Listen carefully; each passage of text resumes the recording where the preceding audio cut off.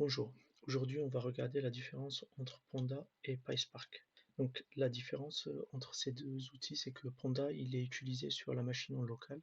Il prend les ordres directement en exécution, donc il les prend en premier degré, il l'attend pas et c'est utilisé avec la machine, avec la RAM et le processeur en local. PySpark il utilise des ressources à l'extérieur.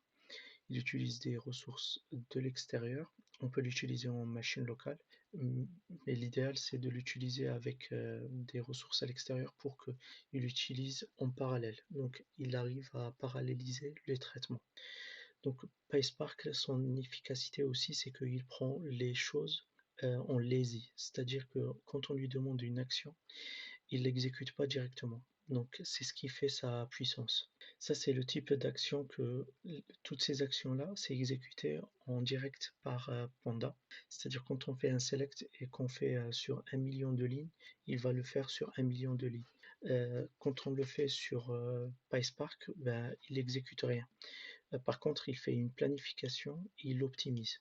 À chaque fois qu'on lui donne une action, de, de ces actions-là, de ces mots-clés-là, il n'exécute pas. Il fait juste une planification et une optimisation d'exécution. Au moment où il va passer à l'exécution, c'est quand on lui dit affiche, c'est-à-dire un show ou un count. C'est ces mots-clés-là qui déclenchent vraiment l'exécution. Donc c'est à ce moment-là où il va demander à plusieurs processeurs avec plusieurs machines, avec plusieurs RAM, et ils vont s'exécuter en parallèle. C'est ce qui fait sa puissance.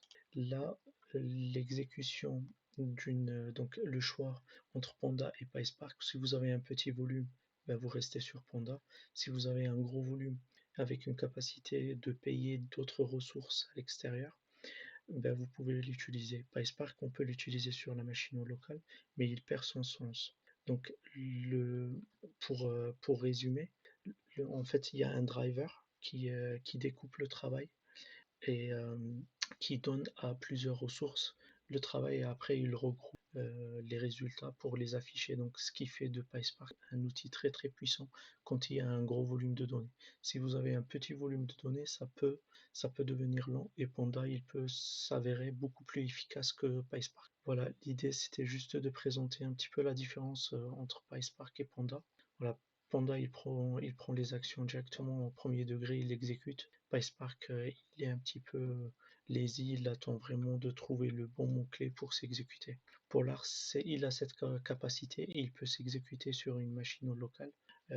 L'idéal, c'est d'avoir un CPU un peu qui supporte les multi-threads.